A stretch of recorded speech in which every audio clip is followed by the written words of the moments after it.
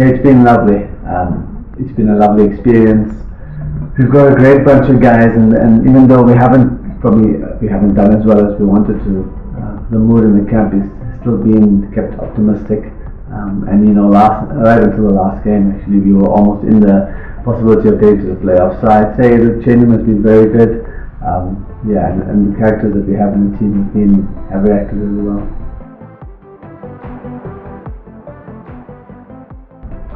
I see myself as a one spoke in a wheel, basically, that you want to go forward.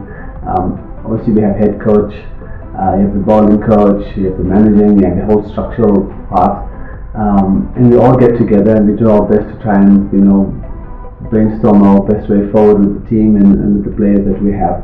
So that's how I see my part, to add whatever experience I have, having played the game and having coached as well before, and especially being in South Africa and being at home. So that's been my part to it, and I really enjoy being with the team and trying to create a good vibe within the guys and make sure everybody sees the game as it is.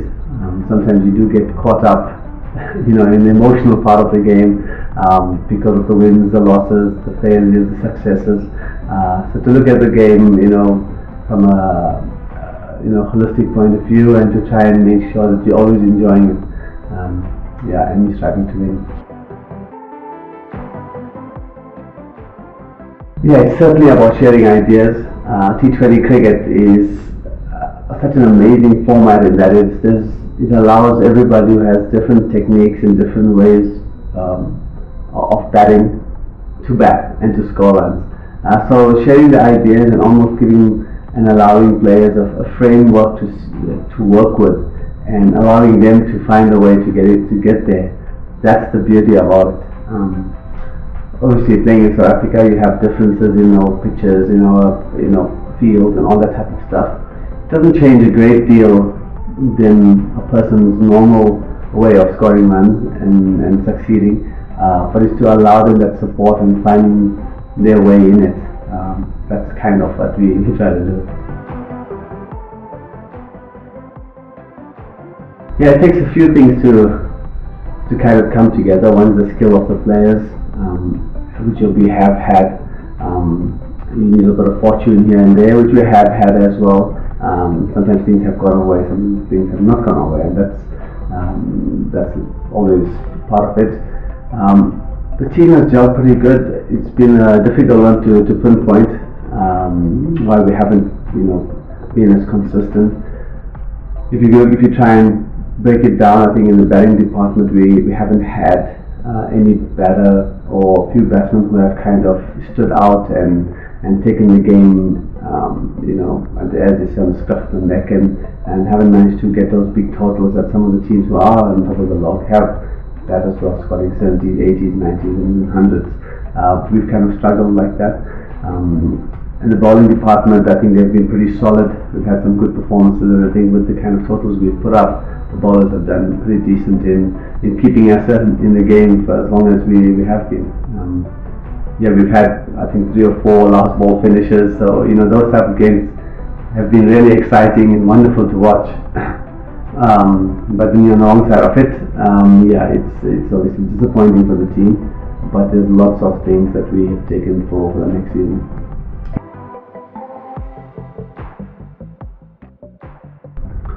Yeah, I imagine the best thing for them would be to rub shoulders with some of the players that we have. And because Sam Curran, who's a World Cup winner, is a youngster himself, but who's largely experienced and very professional. And you have Rashid Khan, who's one of the best spinners in the world, if not the best, extremely professional as well. You have Jofra Archer, one of the best seamers, extremely professional as well. And the reason I mention professionalism is because that's something that the youngsters will do well to learn. The quicker you learn the mannerisms of these top players, the professionalism that they bring to their own skill, once you learn that and bring it into your own game, it takes your game to another level. And that's been one of the great advantages from the skill factor. But these characters not only are just extremely skillful, they're fantastic people to be with. Always positive, and they're always seeing the good in it. And you need that. The last thing you want is energy sappers who kind of just take the energy from the team when things are not going well. And that you do get as well. But fortunately, in this environment, it's been really good. People have maintained a positive outlook and keep striving forward to make things happen, to create a winning culture. And although it hasn't happened this season, sometimes you've got to invest, and I think this might be that type of season for us where we've invested and we're going to do the right things within the team. The hope that it comes good.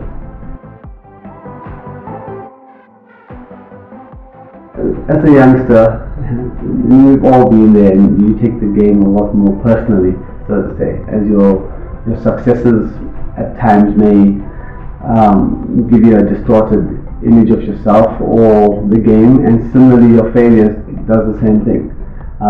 So you just have to allow players to make mistakes, because the quickest way to learn is through mistakes. And during those mistakes is where probably the guiding takes place. And if you have a mature enough cricketer, then they can assess that, they realize that, and they search for answers, because most of cricket is problem solving.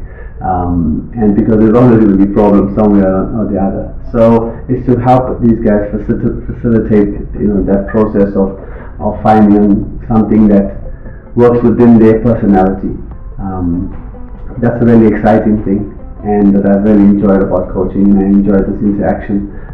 It's to help the youngsters kind of go through the same processes that we've kind of gone through when we were youngsters, and I think it's to be empathetic during that process.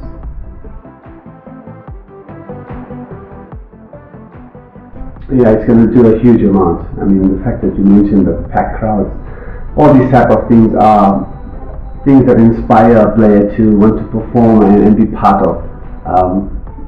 So I think this T20 league is going to be amazing. You're already seeing youngsters who maybe people have not heard about. Suddenly you start hearing about them, and I'm sure the people around the dinner table will be chatting about, did you see so and so hit this big six, and he's scoring runs and he's taking wickets, etc.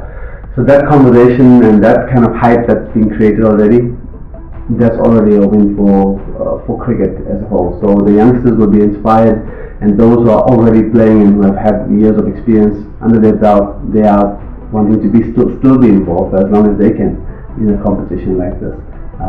The matches have been so close and so nail-biting that the spectators, I'm pretty sure, once this competition is complete, will be really waiting for next year for the competition to start again. Well, we've already had conversations with them. You've got this period after this comp. The great thing is they all go back to their domestic franchises, and they have the ability and the opportunity to take whatever they've learned here, whatever they've learned from the senior players, from the coaches, to implement it.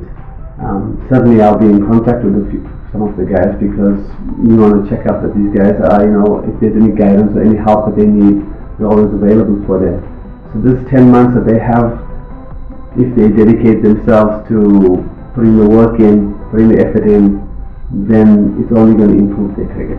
And I think everybody in this country has seen a great standard of cricket in this competition. It's been honestly one of the highest standards that I've seen. The bowling has been amazing, the batting as well. The fielding has been great. It's been a great showcase for South African cricket. And back when I was growing up, I'd say 92, we had Junji Rhodes running out, the famous run out in the World Cup. And that picture, that image stayed in the minds of a lot of youngsters. And everybody wanted to be Junji Rhodes in the field. And now we're going to start probably seeing that again, because there was a type of lull in the cricket, but now this has reignited this passion for cricket and this love to kind of do things that are special. Yeah, that advice, I'd love to know when I said it and what was the context of it. But T20 cricket has opened up many cricketers' minds on their own skill set that they have. The higher the level you play, the more that's highlighted of maybe your strengths and your deficiencies. What's so amazing about it is that it gives you something to work towards. I always feel if if you do the same thing all the time, practice becomes very boring. So you've got to keep looking at what different shots you can add to your skill set. And these type of things are like the type of conversations I have with players. And I think this competition as well has highlighted that. And you almost don't have to tell the players, you don't have to inform them, you don't have to suggest to them, because I think they know.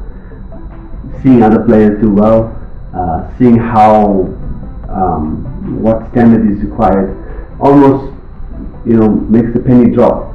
That you got to keep improving, you got to keep upgrading your game as a batsman, as a bowler. If you find it difficult scoring in certain areas, you got to find a way of getting better at it. And if you're getting out in certain ways, you got to ways of rectifying it. So yeah, just back on that quote, you got to try and score runs where people don't want you to score runs, and you have to be brave enough to kind of venture out of your narrow thinking and to explore the wide game of cricket, because there's so many different ways of doing things. So yeah, that's the type of stuff I like to explore with the players. Yeah, I'm not sure what I was like a kid. All I know is that people say I was irritating. Yeah, the family members. So it's difficult to tell, how, but I don't think many people change much. So maybe I did have that when I was a kid. I can't answer that. But I do feel, as long as I remember, is that you want to know and you want to explore things, and anything you get into, you want to kind of just make sense of it. Cricket's the same. You want to make sense of it, and then you also love the mystery behind things. You asked a question earlier of why didn't we qualify? Why didn't you do well? Or what went wrong, so to say? And a lot of times we can have things that we didn't do this, or we did this and we did this. And then sometimes the mystery is just, even though you may have done some good stuff, it still did not materialize. So that mystery is also what keeps me excited, and to try and keep digging deeper and deeper into solutions.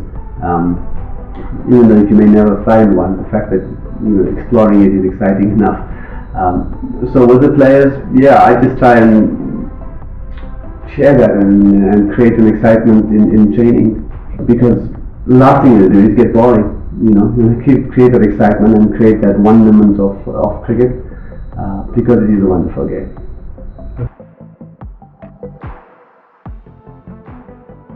We were fortunate when we were growing up that you have to have, let's call it heroes. You have to have people that as a 6-year-old or 7-year-old, you look up and you see somebody raising their bat and worked hard and he's getting some success, or a bowler who is celebrating and all his teammates are grabbing around him, enjoying the moment. Because when you see happy faces, you do strive for that. When you see celebration, you think, I'd like that. So to have these type of heroes and these type of people in the game inspires. And then the next step is obviously the structure that you go with. If you have good coaching and good facilities to kind of facilitate this passion that you have, because it's a passion, you're going to be doing it easily. They say, if you're doing something you enjoy, you're never doing a day's work. So these type of things, once you keep that passion and not coach passion out of kids and make it so daunting and unenjoyable, then the kids will do it naturally. And I think in South Africa we have a very much an outdoor lifestyle. We've got fantastic weather. These type of things all help kids stay outside and enjoy the game. We see so many different challenges these days with smartphones and computer games and things like that, which they were back in our day.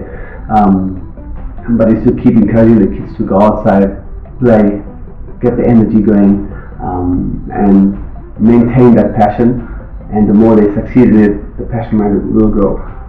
So I think that's one of the reasons why South Africa has kind of produced it, because the kids are outside and they play.